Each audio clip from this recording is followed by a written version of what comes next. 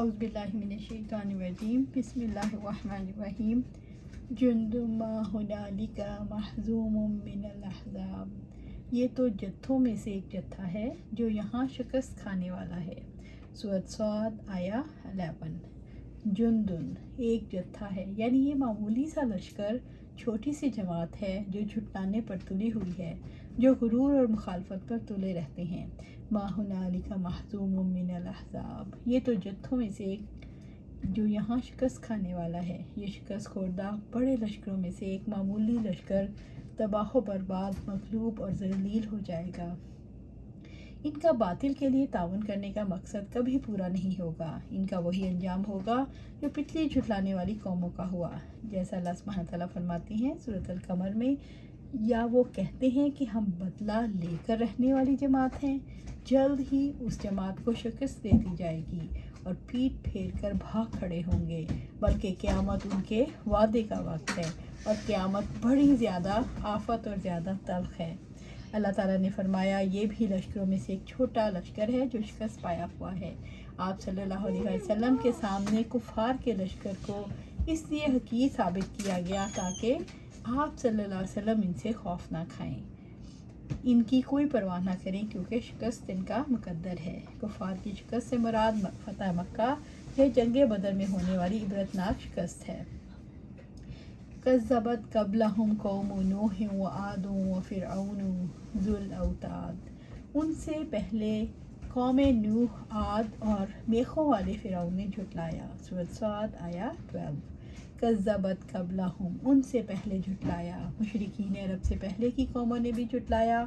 آپ صلی اللہ علیہ وسلم کی مخالفت کی وجہ سے ان پر اللہ کا عذاب آیا۔ پچھلی قومیں تم سے طاقت، مال اور اولاد میں بڑھ کر تھیں، لیکن جب اللہ تعالیٰ کا عذاب آیا تو کچھ بھی ان کے کام نہ آیا۔ قوم نوح علیہ السلام جھٹلائے گئے تو رب العزت نے ان کی قوم کو پانی میں غرق کر دیا۔ عاد اور عاد، قوم عاد نے ہود علیہ السلام کو جھٹلایا تو ایک تیز ہوا کے طوفان نے انہیں کھجور کے کھوکھلے تنوں کی طرح چھوڑ دیا۔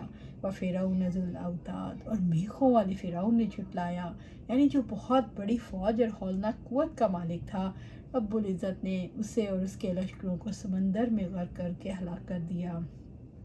فرعون جب کسی پر غضب کا اظہار کرتا تو اس کے ہاتھوں، پاؤں اور سر میں میخیں ٹھوک دیتا۔ میخوں سے کسی چیز کو مضبوط کیا جاتا ہے، اسی طرح فرعون کے لشکر اور اس کے پیروکار سلطنت کی قوت اور مضبوطی کا باعث تھے۔ وَثَمُودُ وَقَوْمُ لُوطٍ وَأَصْحَابُ الْأَيْكَةِ أُولَٰئِكَ الْأَحْزَابُ، اور سمود نے اور قوم لوط نے اور ایکا والوں نے، یہی جتھے تھے۔ سورۃ صاد آیا 13۔ وَثَمُود، اور سمود نے، سمود کی طرف صالح علیہ السلام کو بھیجا گیا۔ جب قوم نے جھٹلا دیا تو ایک چنگھاڑ نے ان کے دل سینوں میں پھاڑ دیے۔ وقوم لوط، اور قوم لوط نے جھٹلایا تو رب العزت نے ان پر پتھراؤ کروایا، گویا انہیں رجم کر دیا گیا، پھر ان پر بحر مردار کے پانی کو چڑھا دیا گیا۔ اصحاب الایکہ، اور ایکا والوں نے، اصحاب الایکہ سے شعیب علیہ السلام کی قوم اور مدین کی اطراف کے باشندے مراد ہیں۔ ایکا والوں نے شعیب علیہ السلام کو جھٹلایا تو ایک چھتری والے دن کے عذاب نے انہیں آ لیا اور انہیں برباد کر دیا۔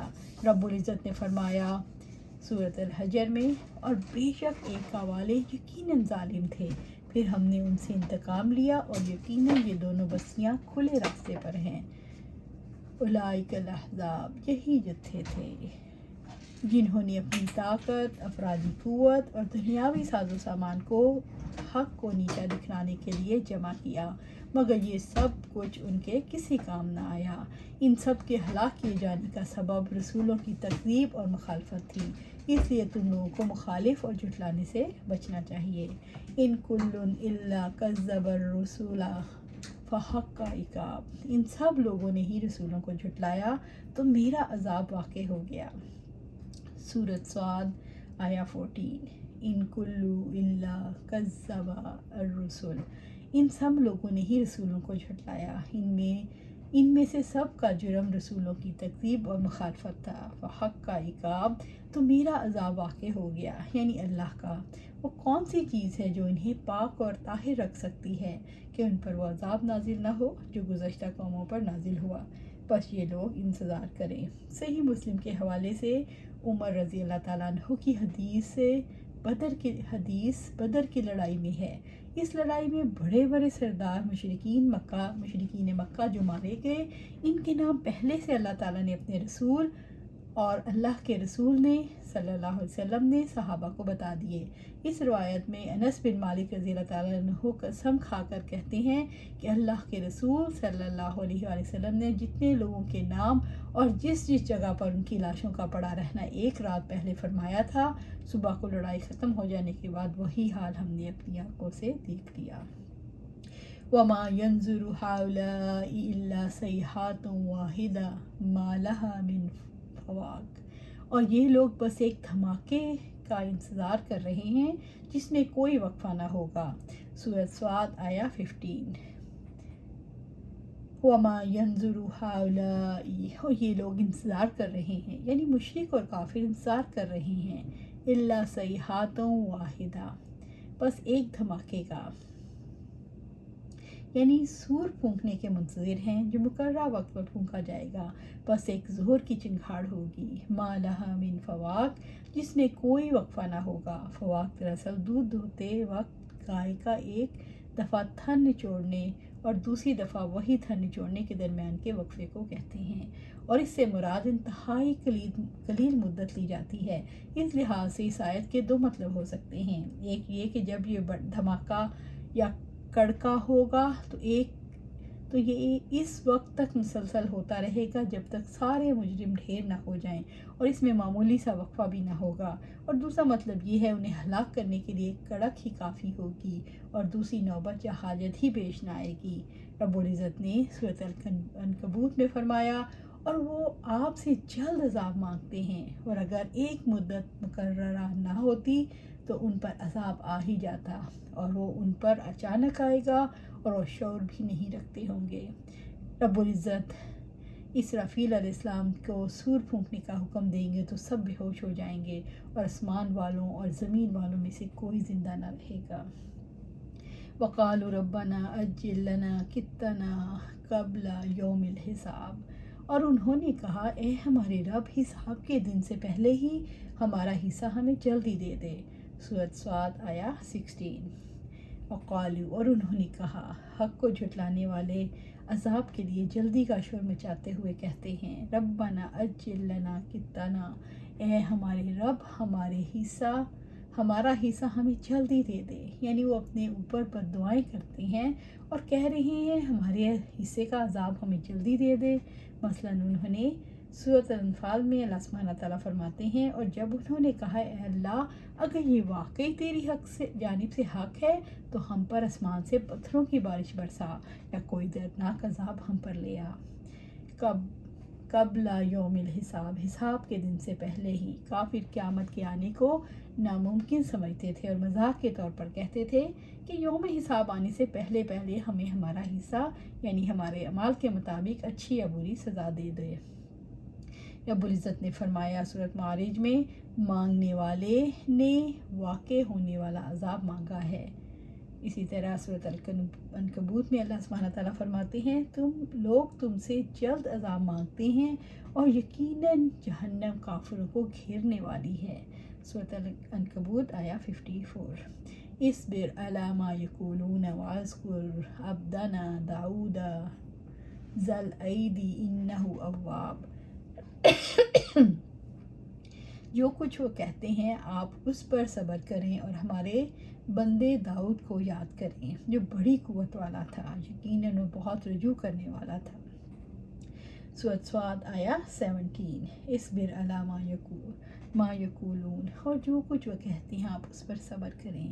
اللہ رب العزت نے نبی صلی اللہ علیہ وسلم کو حکم دیا کہ آپ صلی اللہ علیہ وسلم پہلے انبیاء اور مرسلین کی طرح صبر کریں، ان کی باتوں پر غم نہ کریں، نہ دل تنگ کریں۔ ان کی باتیں حق کو کوئی نقصان نہیں پہنچا سکتی، وہ خود اپنے آپ کو نقصان پہنچا رہے ہیں، جیسا کہ فرمایا سورۃ طٰہٰ میں، چنانچہ لوگ جو باتیں کرتے ہیں آپ ان پر صبر کریں اور اپنے رب کی حمد کے ساتھ تسبیح کریں، سورج نکلنے سے پہلے اور اس کے غروب ہونے سے پہلے۔ وَاذْكُرْ عَبْدَنَا دَاؤُدَ ذَا الْأَيْدِي، اور ہمارے بندے داؤد کو یاد کریں جو بڑی قوت والا تھا۔ اللہ سبحانہ تعالیٰ نے داؤد علیہ السلام کو عبادت کی قوت اور اسلام میں سمجھ عطا فرمائی تھی، یعنی اللہ کے دین میں قوت دی تھی، جو اللہ تعالیٰ کی عبادت کے لیے اپنے قلب و بدن میں عظیم طاقت رکھتے تھے، لفظی معنوں میں ہاتھوں والا، اور تقریباً ہر زبان میں ایسے لفظ بول کر قوت اور طاقت مراد لی جاتی ہے۔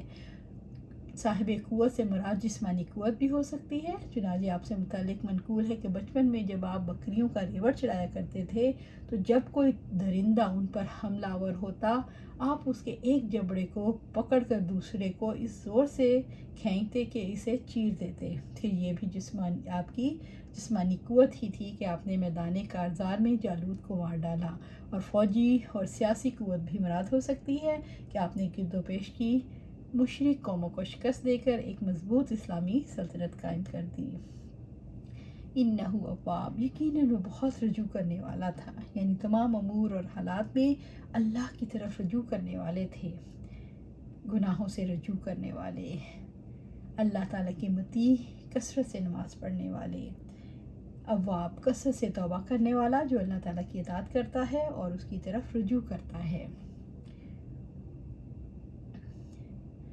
آپ صلی اللہ علیہ وسلم کو مثالوں سے بتایا جا رہا ہے کہ صبر سارے رسولوں کی زندگی کا کام رہا ہے۔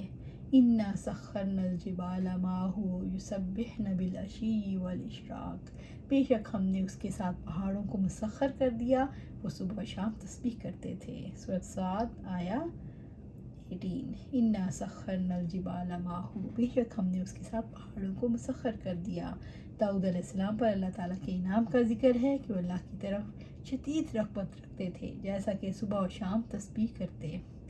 یہ ان کے اپنے رب کی طرف انابت اور اس کی عبادت ہی تھی کہ اللہ تعالیٰ نے آپ کے ساتھ پہاڑوں کو مسخر کر دیا، جو آپ کے ساتھ مل کر رب کی حمد کے ساتھ اس کی تسبیح کرتے۔ یسبحن بالعشی والاشراق، کہ وہ صبح و شام تسبیح کرتے۔ تسبیح کے لیے 2 اوقات کا تعین ہے، ان میں عبادت کی فضیلت کو ظاہر کیا گیا ہے۔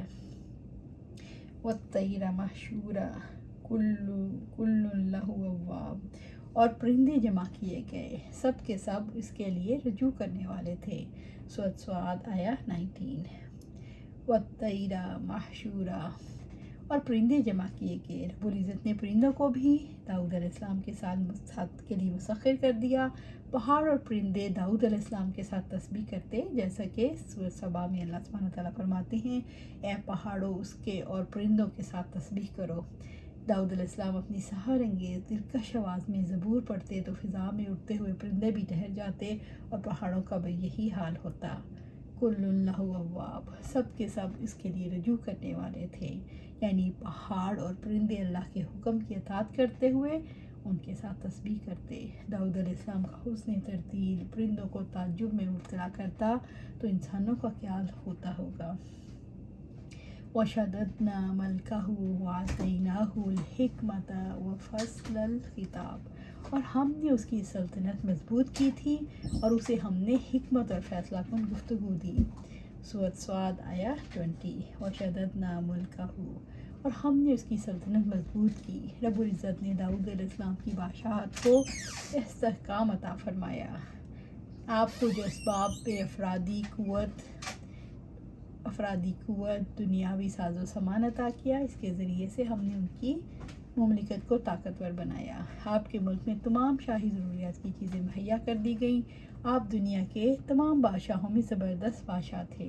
روزانہ 4000 یا 32,000 پہرے دار پہرا دیا کرتے تھے، اور ایک سال ان کی باری نہیں آتی تھی۔ وَآتَيْنَاهُ الْحِكْمَةَ، اور اسے ہم نے حکمت دی۔ رب العزت نے داؤد علیہ السلام پر اپنے احسانات کا ذکر کرتے ہوئے فرمایا، ہم نے انہیں حکمت یعنی فہم، صحیح بات کی سوجھ بوجھ، عقل عظیم